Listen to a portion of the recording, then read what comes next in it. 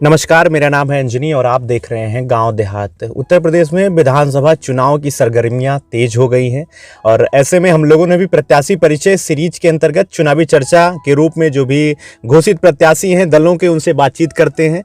तो आज हमारे साथ मौजूद हैं 188 सुल्तानपुर शहर की सीट से आम आदमी पार्टी के घोषित प्रत्याशी धर्मेश मिश्रा जी। सबसे पहले तो मिश्रा जी आपका स्वागत है और उसके पहले इनसे हम बात करेंगे। हम आपको बता दें कि 188 जो विधानसभा शहर की सीट है, यहाँ पर वर्तमान में भारतीय जनता पार्टी के सूर्यभान सिंह जी विधायक हैं और इस पार्टी में इस सीट पे जो है करीब आपके हमेशा से ही यहाँ पे जो है कांग्रेस का दबदबा शुरुआत से रहा है। यहाँ का जो निर्णायक मतदाता है वो मुस्लिम समाज का वर्ग है। 90,000 करीब उनके वोटर्स हैं। 65,000 ब्राह्मण यहाँ से जो है तय करते हैं कि किसको बनना है किसको नहीं बनना है। 40,000 आपके ठाकुर वोटर्स भी हैं, 34,000 यादव हैं। तो ये कुछ यहाँ की वर्तमान में स्थितियां हैं। जातिगत तरीके से अगर हम बात करें इस विधानसभा की 188 सुल्तानपुर की, तो वर्तमान में यहाँ पर आम आदमी पार्टी के प्रत्याशी के रूप में धर्मेश मिश्रा जी घोषित हुए हैं। सबसे पहले तो आपका स्वागत है। गांव देहात चैनल के माध्यम से हम अपने सुल्तानपुर विधानसभा के सभी सम्मानित जनों को प्रणाम करता हूं और आम आदमी पार्टी का मैं प्रत्याशी घोषित हूं। चुनाव बहुत मजबूती से लड़ूंगा और लड़ने में हमारे ये है कि मैं प्रदेश स्तरीय चुनाव लड़ने नहीं जा रहा हूँ। कुछ हमारे साथी अभी जिस तरह से उनके अंदर जिज्ञासा है, उत्सुकता है, तो साथियों को मैं कहता हूँ थोड़ा सा कंट्रोल में चुनाव लड़िए, क्योंकि ये चुनाव सुल्तानपुर 188 विधानसभा का होने वाला है। हम अपने क्षेत्र के लोगों के हितों में लड़ाई लड़ने जा रहे हैं। हम विधायक का चुनाव लड़ने जा रहे हैं। वो विधायक जिसका चुनाव से पहले ये वादा होता है कि हम क्षेत्र में विकास करेंगे, क्षेत्र में तमाम सारी समस्याओं से निजात दिलाएंगे। तो हम आप सभी क्षेत्रवासियों को, अपने 188 विधानसभा के समस्त मतदाताओं से अपील करेंगे कि आप लोगों को मैं चुनाव जीत करके एक बेहतर विकल्प के रूप में आऊँगा। आप विधायक चुनिए। हम पार्टी के लिए वोट मांगने नहीं निकले हैं। हम चाहते हैं कि हमारा विधायक एक बेहतरीन उम्मीद लेकर के आए, करप्शन को दूर करे, भ्रष्टाचार को दूर करे, शासन व्यवस्था अच्छी होनी चाहिए। अगर आप चाहते हैं कि आपके यहाँ सड़कों में अगर तारकोल की दलाली ना करे विधायक, तो आप हमें वोट दें। अगर आप चाहते हैं कि गरीबों के राशन में कटौती ना करे विधायक, तो आप हमें वोट दें। आप जानते हैं कि इस समय गरीबों को मिलने वाले अनाज में सबसे ज़्यादा घोटाला है, जो कि सबसे ज़्यादा आवश्यक चीज़ है। इसको कोई डिनाई नहीं कर सकता। जिला पंचायत से लेकर के विकास भवन से होते हुए आप ब्लॉक तक चले जाइए, हर जगह करप्शन का बोलबाला है। भारतीय जनता पार्टी के जितने भी पुराने चौकीदार हैं, एक समय जब मोदी जी ने चौकीदार वाली मुहिम निकाली थी, आज मैं कह रहा हूं मोदी जी को धन्यवाद देता हूं कि आपकी वो मुहिम सच हो गई। सारे चौकीदार आपके ईमानदारी के साथ थाने की दलाली कर रहे हैं, गजब के चौकीदारी कर रहे हैं। दरोगा के सब जो थानेदार हैं, जो भी पुलिस विभाग के लोग हैं, आपके सारे चौकीदार उन्हीं के दलाल हो गए हैं। छोटे से छोटे मामलों में भी पुलिस के बीच में और पीड़ित के बीच में एक पुल का काम कर रहे हैं सारे चौकीदार। धन की वसूली और पैसे का लेन देन बहुत सही सेटिंग कर रहे हैं। इन चौकीदारों से बड़ी परेशानी है। वर्तमान में विधायक सूर्यभान सिंह हैं, वो हमारे श्रेष्ठ हैं। मैं क्या बताऊं कि उनका कार्यकाल किस तरह से गुजरा है। बड़ी शांत स्वभाव के लोग हैं, बहुत शांत स्वभाव के हमारे विधायक हैं, शांति के साथ रहते हैं, कहीं उनकी कोई दखल नहीं है। हमने सुना है कि जब लोग उनके पास फरियाद लेकर के जाते हैं तो कहते हैं क्या करें जब कोई नहीं सुन रहा है। तो जनता ने क्या आपको इसीलिए वोट दिया? 86,000 वोट पाए थे। वो 43% जो पोलिंग हुई थी उसमें उनको ही मिला था। तो आप ये कहना चाहते हैं कि वर्तमान में विधायक जनप्रतिनिधि जो सक्रिय भूमिका होनी चाहिए थी, सूर्यभान जी की नहीं थी? नहीं, सूर्यभान सिंह जी को वोट नहीं मिला था। वोट मिला था मोदी जी को, योगी जी को। मतलब कैंडिडेट विशेष नहीं, सिर्फ चेहरा देख के 86 वोट भी नहीं मिलेगा। उनके ऐसे स्थिति है।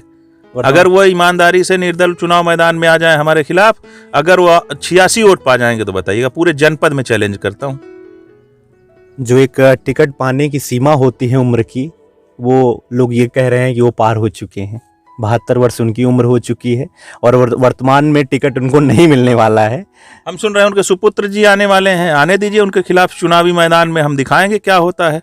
अभी अभी हमारे क्षेत्र में, तराई क्षेत्र में, मैं वार्ड नंबर 22 से हमारी काकी ज्ञानमती देवी जिला पंचायत सदस्य हैं। जी जी लोगों ने हमें भी रिकॉर्ड मतों से चुनाव जिताया। जी मैं उनका सिर्फ जिला पंचायत हूँ, मैं अपने आप को जिला पंचायत मानता हूँ वार्ड 22 की जनता का। जी मेरे पास एक गरीब परिवार से हूँ। हमारे पिताजी 2003 से लेकर के 2005 तक सब्जी की दुकान, वो भी पटरी पे बेचते थे सब्जी। बटपरो एक छोटी सी बाजार है, वहाँ पे हमारा जी। दिन का धंधा 200 रुपए का होता था पिताजी का। हमारे जी एक सामान्य से परिवार का रहने वाला हूँ मैं, कोई धन पशुद और धन कुबेर नहीं हूँ। वार्ड नंबर 22 के अंदर जब जब लोग पीड़ित हुए हैं, हमने अपना सर्वस्व न्यौछावर किया है। आज तक मेरे पास कहीं कोई जमा पूंजी नहीं है। हमने कोरोना काल में 16 लाख रुपए खर्च करके लोगों को राशन पहुंचाया, उस समय जब लोगों को सबसे ज्यादा आवश्यकता थी और जब सरकार भी शांत बैठी थी। हमने लोगों को सैनिटाइजर और मास्क उपलब्ध कराए। मैंने अभी तराई क्षेत्र में, अभी हाल की बात कर रहा हूं, जब बाढ़ आई थी अभी इसी बारिश में, सूर्यभान दादा कहाँ दिखे थे। हमने वहां पे लंगर चलवाया, मोनू सिंह ने वहां पे लंगर चलवाया, सोनू सिंह ने वहां पे लंगर चलवाया, और सूर्यभान दादा की पार्टी के लोगों ने लोगों को 5-5 किलो लाई दी थी। यही होना चाहिए हमारा विधायक क्या? जी। बाढ़ प्रभावित जब वो समय था, बहुत सारे गांव आपके बता रहे थे क्षेत्र के, हम लोगों ने समाचार पत्रों में भी पढ़ा था। उसके बाद हम ग्राउंड स्तर पे गांव देहात वहाँ मौजूद था। नाव के माध्यम से हम लोगों ने बाढ़ पीड़ितों की समस्याओं को जाना था, उन तक पहुँचना, जो भी सरकार की व्यवस्थाएं थी पहुँचाने का प्रयास किए थे। बाढ़ प्रभावित वो क्षेत्र घोषित नहीं किया गया। स्वयं सांसद मेनका गांधी जी भी नाव के माध्यम से उन्होंने दौरा किया, आपके सूर्यभान सिंह जी भी वहाँ पे पहुँचे हुए थे, लेकिन उसके बावजूद भी उन क्षेत्रों को घोषित नहीं किया गया। उन तक जो है सरकार की ओर से आर्थिक मदद या जो भी त्वरित मदद होती है नहीं पहुंचाई गई थी। ये नहीं किया गया क्यों कह रहे हैं आप? इन लोगों ने कराया नहीं। अगर हमारे तराई क्षेत्र के 1 दर्जन गांव अगर डूब रहे हैं, लोगों की फसलें संपूर्ण रूप से नष्ट हो गई, कई हजार बीघा फसल बर्बाद हो गई, लोग अपना घर छोड़ करके पलायन कर गए, उनको बाहर जंगलों में और खेतों में रहना पड़ा, बाग बगीचों में। उनके लिए लंगर चलाई गई, उनके लिए टेंट की व्यवस्था की गई, उनके जानवरों को चारे की व्यवस्था की गई। हमारे विधायक और सांसद महोदय इतने कमजोर हैं भाजपा के शासनकाल में, जब डबल इंजन की इनकी सरकार है, उसके बाद भी हमारा क्षेत्र अगर बाढ़ प्रभावित नहीं घोषित किया जा रहा है, क्यों बनाने जा रही जनता ऐसे विधायक को? मैं पूरे क्षेत्र की जनता से सवाल करता हूं, आप जवाब दीजिए मुझे कि ऐसा विधायक आप क्यों चुनने जा रहे हो कि जो बाढ़ प्रभावित क्षेत्र ही ना घोषित करवा पाए? धर्मेश मिश्रा का सहयोग करिए, जहां जरूरत पड़ेगी सब लगा देंगे हम। चलिए ठीक है धर्मेश जी, वास्तव में इस तरीके की बातें करना जो है, पहले काम करके बातें करना मुझे लगता है कि ज़्यादा सुटेबल रहेगा। तो धर्मेश जी यहाँ से 188 विधानसभा से आम आदमी पार्टी के विधायक पद के प्रत्याशी हैं। आम आदमी पार्टी वह पार्टी जिसके स्वयं अगुआ मुख्यमंत्री केजरीवाल जी बात करते हैं मुद्दे की, तो हम कुछ मुद्दों की बात करेंगे जिस पे हम चाहेंगे कि धर्मेश जी भी बताएं कि क्या कुछ उनके मुद्दे हैं। एक सबसे बड़ी समस्या बाढ़ प्रभावित क्षेत्र की हो गई। दूसरा, हम विकास की जो एक बात होती है उसमें शिक्षा सबसे ज़्यादा मायने रखती है। शिक्षा की क्या वर्तमान में 188 विधानसभा में स्थितियां हैं? स्थितियां क्योंकि अच्छी हैं, क्योंकि शहर के जो केंद्र में जो सुल्तानपुर के विद्यालय हैं, उच्च शिक्षण संस्थान हैं, यहाँ लोगों को लाभ मिल जाता है। लेकिन इसका भौगोलिक जो परिसीमन है वो गांव देहात में भी बहुत ज़्यादा फैला हुआ है। वहाँ पे शिक्षा की क्या स्थिति है? धर्मेश जी क्या कुछ बेहतर करेंगे?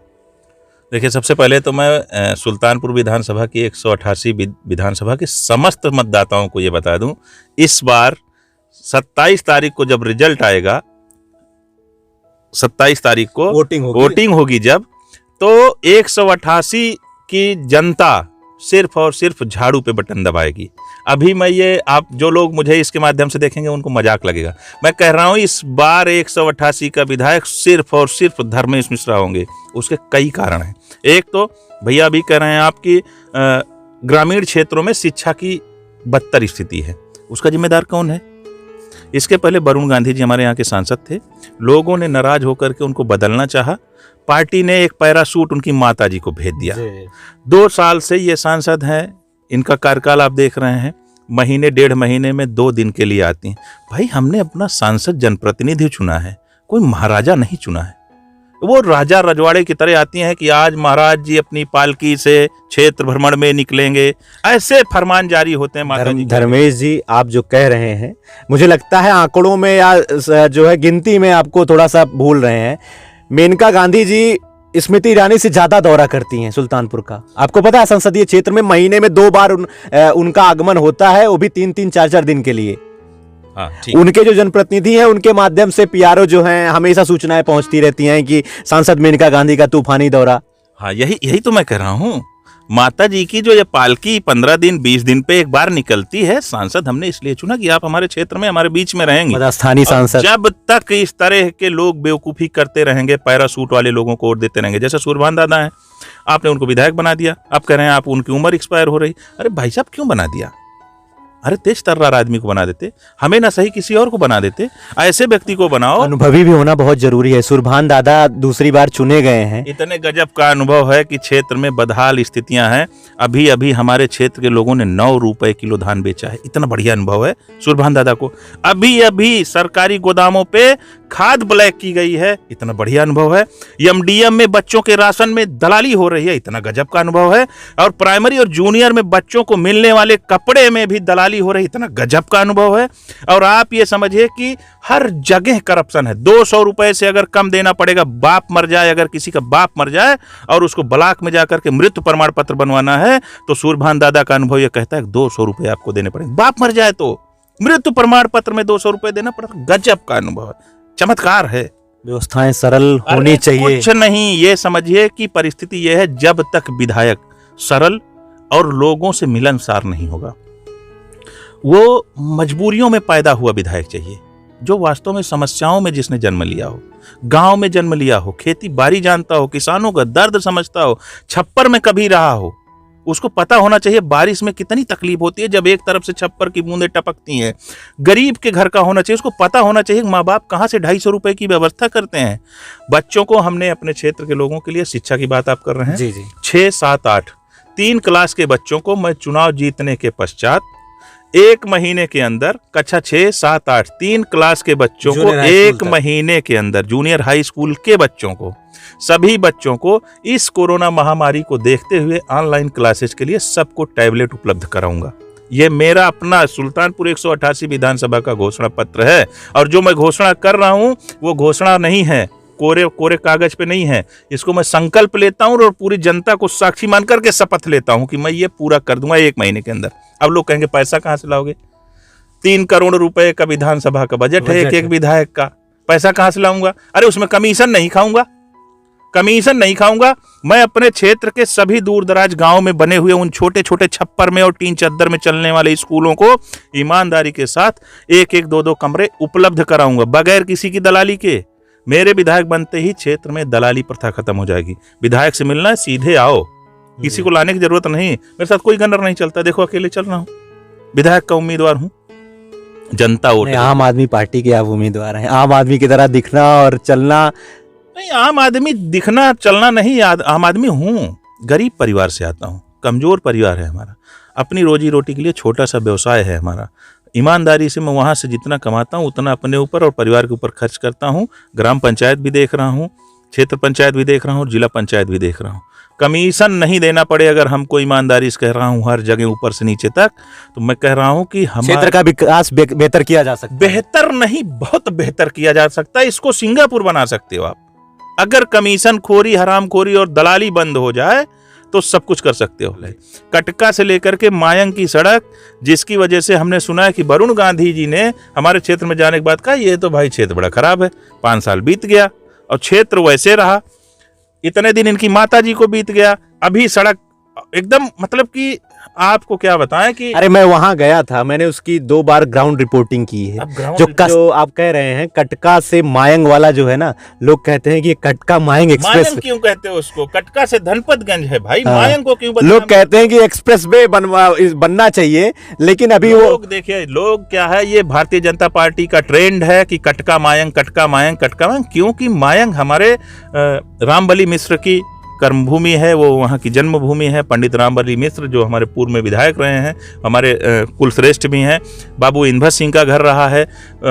माननीय चंद्रभा सिंह का घर है मायंग, इसलिए मायंग के साथ लोग उसको जोड़ते। क्यों मायंग के साथ जोड़ते हो? वो सड़क तो सीधे धनपतगंज जाती है ना। मायंग में कौन सा आपका अंतरराष्ट्रीय स्टेडियम है जो मायंग को बोलते हो? ये भाजपा का ट्रेंड है, सड़क की बात ये करें, भारतीय जनता पार्टी का हम ट्रेंड सड़क है। की बात करें, हम कह रहे हैं कि ये भारतीय जनता पार्टी का ट्रेंड है, इसलिए ट्रेंड है क्योंकि वो लोग चाहते हैं कि मायंग में सोनू, मोनू और पॉलिटिकल फायदे के लिए बात हाँ इनभर सिंह को बदनाम किया जाए, उनके परिवार को बदनाम किया जाए। ऐसा नहीं है। वो 10 साल से सत्ता से दूर हैं।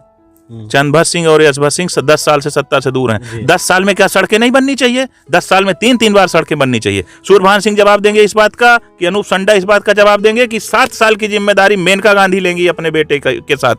कोई जिम्मेदारी नहीं ले रहा है। ये सब भाजपा का ट्रेंड है कि कटका से मायंग, कटका से धनपतगंज सड़क की बात करिए। इतनी बदहाल स्थिति है कि अगर कोई भी व्यक्ति रात में या दिन में इमरजेंसी में पीड़ित हो जाए तो आप समझिए हॉस्पिटल पहुंचने में उसको 40 मिनट लगेगा 6 किलोमीटर में। या ऐसी स्थिति है। ग्राउंड रिपोर्ट आप बना भी चुके हैं। बिल्कुल। बहुत हमारे क्षेत्र के साथ अन्याय हो रहा है, लोगों के साथ अन्याय हो रहा है।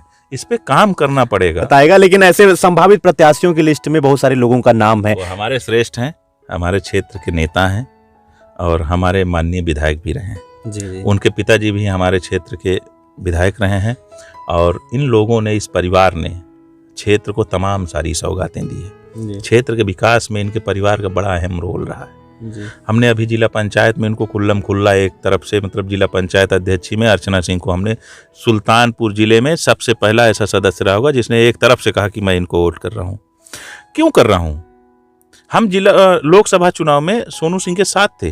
क्यों थे? वो बहुजन समाज पार्टी से लड़ रहे थे। इसलिए था क्योंकि मैं वरुण गांधी के खिलाफ जबरदस्त था, क्योंकि 5 साल में वरुण गांधी ने सिर्फ मजे किया है। और जो भी व्यक्ति यहाँ से जाता था, हमने सुना वरुण गांधी उससे बदतमीजी से पेश आते थे दिल्ली में, क्योंकि मैं भी इसका शिकार हो चुका हूँ। हमारे सांसद थे, हमने उनके पास, मैं गया था उनके पास एक समस्या लेकर के। उन्होंने ऐसा टेलर बना, मोबाइल तो नहीं है, गेट पे तलाशी हो गई, मोबाइल नहीं। अच्छा, अंदर गए तो थोड़ा भद्र भाषा में उन्होंने बात की। वो हमारे फिलहाल श्रेष्ठ रहे, मैं उनको क्या कहूँ। लेकिन जो भद्र मिला के धर्मेश जी, ये दर्द सामने आता है कि स्थानीय जो अपना होता है वो कहीं ना कहीं भावनाओं को समझता है, क्षेत्र की समस्याओं को समझता है। कहता हूँ सोनू सिंह अगर विधायक होंगे तो क्या कटका से जाने वाली धनपतगंज सड़क वो बनेगी नहीं? क्योंकि आना जाना उनका वहीं से ही होता हम है। कह रहे हैं नहीं भी होगा तो हमारे क्षेत्र के नेता हैं, कभी भी रास्ते में हम स्टूल खड़ा कर देंगे, गाड़ी खड़ा कर देंगे, कुछ भी डाल देंगे, रोक लेंगे, इसको बनवाओ विधायक जी, काहे ऐसे जा रहे हो? अब बताओ मेनका लोगों ने सुरभान दादा की गाड़ी को नहीं रोका कि बनना चाहिए। अरे भाई साहब, काहे ऐसे लोगों की बात कर रहे हो? जिनके साथ सुरक्षा गार्ड चलेंगे उनको कोई रोक पाएगा? या तो हम आपके करीबी हों, ये धर्मेश मिश्रा को तो कोई भी पकड़ लेगा कहीं भी। अब हम जिला पंचायत हैं, क्षेत्र में जाते रहते हैं, छोटे से बच्चे नेता सुना कह रहे हैं हमारा नलकवा ना लग। हम आपके चैनल के माध्यम से एक बात याद आ गई है, बता दें कि हम अपने क्षेत्र में वादा किए हैं सभी ग्राम पंचायतों में नल और सोलर लाइट लगाने के लिए। हमने प्रोजेक्ट तैयार कर लिया था। हम सोच रहे थे कि अभी चुनाव आयोग 10-15 दिन का समय देगा, हम लगवा देंगे। नहीं लगवा पाए हैं। क्षेत्र के सम्मानित मतदाताओं, जो भी मेरे वार्ड नंबर 22 के लोग हैं, सभी ग्राम पंचायतों में 10-10 सोलर लाइट और 5-5 हैंडपंप मैं चुनाव बीतने के पश्चात तुरंत भेजूंगा। चुनाव इसको जीतूं हारूं, लड़ूं ना लड़ूं, कोई मतलब नहीं है। धर्मेश मिश्रा आपके हैं, अपने हैं, एकदम खुली बात है। कुछ भी हो, चुनाव का रिजल्ट, कुछ भी परिणाम आए, अधिसूचना खत्म होने के पश्चात सभी ग्राम पंचायतों में 5 हैंडपंप और 10-10 सोलर लाइट तत्काल पहुंचेगी। शपथ खाता हूं अपने लोगों की। तो अभी आपने कहा कि जिला पंचायत का जो चुनाव अभी बीता है उसमें आपने खुलकर जो है अर्चना सिंह, जो यशभद्र सिंह, चंद्रभर सिंह सोनू जी की बहन थी, जिला पंचायत अध्यक्षा पद की उम्मीदवार थी, आपने सबसे पहले खुलेआम उनको एज ए प्रतिनिधि अपना सपोर्ट दिया था। कि खुलकर आपने कहा कि मैं उनको वोट दे रहा हूं। तो चुनाव एक बार आ गया है और लोग ये कयास लगा रहे हैं कि दोनों भाई चुनावी मैदान में हैं। यशभद्र सिंह मोनू जी 187 विधानसभा इसौली से जो है बहुजन समाज पार्टी के प्रत्याशी हैं। और लोग ये भी कह रहे हैं कि जो चंद्रभर सिंह सोनू उनके बड़े भाई हैं, पूर्व में सांसदी का भी चुनाव लड़ चुके हैं, बहुत कम अंतर से वो केंद्रीय मंत्री से चुनाव हारे थे। तो चुनावी मैदान में आएंगे तो धर्मेश मिश्रा जी के लिए कुछ व्यवस्थाएं तो नहीं बदलेंगी या फिर समस्याओं का सामना तो नहीं करना पड़ेगा? ऐसा नहीं है। वो हमारे क्षेत्र के नेता हैं, उनके परिवार ने, भद्र परिवार ने, कहा जाए तो भद्र परिवार हमारे क्षेत्र के ये लोग अगुआ हैं। और इन लोगों ने क्षेत्र में तमाम सारी सौगातें दी हैं, विकास किया है, काम किया है। और उनके काम आज भी धरातल पे दिखते हैं। अभी भारतीय जनता पार्टी के कोई भी काम धरातल पे नहीं दिख रहे हैं। फालतू में बस बोर्ड दिखते हैं कहीं कहीं, और जब वो सड़कें देखोगे बोर्ड वाले तो दिखेंगे नहीं कहीं। अर्चना सिंह सिर्फ सोनू मोनू की बहन नहीं है, वो हम सब की बहन है, क्योंकि अब उनकी शादी हो चुकी है और जिनका विवाह हो जाता है हमारे क्षेत्र में तो हम लोग मानते हैं वो हम, अब बहन बेटियां तो सबकी होती है ना। अब वो व्यक्तिगत कहें कि नहीं सोनू सिंह की बहन है, अर्चना सिंह मेरी भी बहन है। बात रही हाँ चुनाव में सपोर्ट की, हमने लोकसभा चुनाव में भी सोनू सिंह की मदद की थी, और आगे कभी वो कोई चुनाव लड़ेंगे अगर इस तरह से, जैसे वरुण गांधी के खिलाफ, वरुण गांधी के प्रति धर्मेश जी आपके प्रत्याशी हैं और आपके सामने अगर चंद्रभद्र सिंह सोनू विधायक प्रत्याशी के रूप में आते हैं, पार्टी ने मुझे टिकट दिया है, मैं चुनाव लड़ूंगा, मजबूती से लड़ूंगा और जनता के हितों के लिए संकल्प ले लिया है हमने और काम करूंगा। अब सोनू सिंह लड़ेंगे तो हमारे बड़े भाई हैं, तेल पेट्रोल का पैसा हम उन्हीं से मांगेंगे, क्योंकि हमारे पास इतना ज्यादा धन तो है नहीं, बड़े हैं हमसे, और उनसे सहयोग लेकर के हम आशीर्वाद लेकर के चुनाव लड़ेंगे। जी बिल्कुल बिल्कुल, यही जानकारी कम से कम बताने, कैमरे पे लोग बात रखें अपनी बेहतरी से, यही मुझे लगता है कि प्रत्याशियों के लिए, क्षेत्रवासियों के लिए भी अच्छी बातें होती हैं। नेता नहीं हूँ भाई, मैं तो समाज का एक बेटा हूँ, एक गरीब परिवार से आता हूँ, छोटा हूँ, गलतियां भी हो सकती हैं, कुछ लोगों को मेरी ये बातें नागवार गुजरे, लेकिन ऐसा नहीं है। मैं नफरत की राजनीति करने नहीं आया हूँ, मैं समाज में व्यवस्था बदलने की और समाज को आगे ले जाने की। हो सकता है कि सोनू सिंह विधायक रहे हैं पूर्व में, वो हमारी मदद करते रहेंगे। हम किसी से नफरत नहीं करते हैं, हम न भाजपा के लोगों का विरोध करते हैं, मुद्दों का विरोध है। मुद्दे की राजनीति करना जरूरी है। मुद्दे की राजनीति, 9 रुपए किलो धान क्यों बिक रहा है, बछड़े हमारी फसल क्यों खा रहे हैं, सरकारी गोदाम पे हमें बीज और खाद क्यों नहीं मिल रहे हैं, बच्चों के साथ शिक्षा में दलाली क्यों हो रही, कोटेदार राशन क्यों चबाए जा रहे हैं, ठेकेदार तारकोल क्यों पी रहे हैं, क्यों हो रहा है ऐसा सब।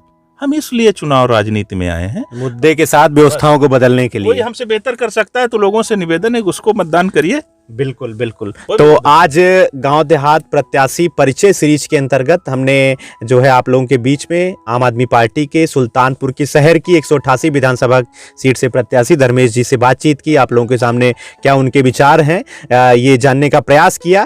तो हमारी शुभकामनाएं धर्मेश जी के साथ हैं। आगे और भी प्रत्याशियों की जानकारी प्रत्याशी परिचय सीरीज के अंतर्गत चुनावी चर्चा के रूप में हम आप तक लाते रहेंगे। तब तक के लिए आप देखते रहिए गांव देहात और बने रहिए गांव देहात के साथ। आपका बहुत बहुत धन्यवाद।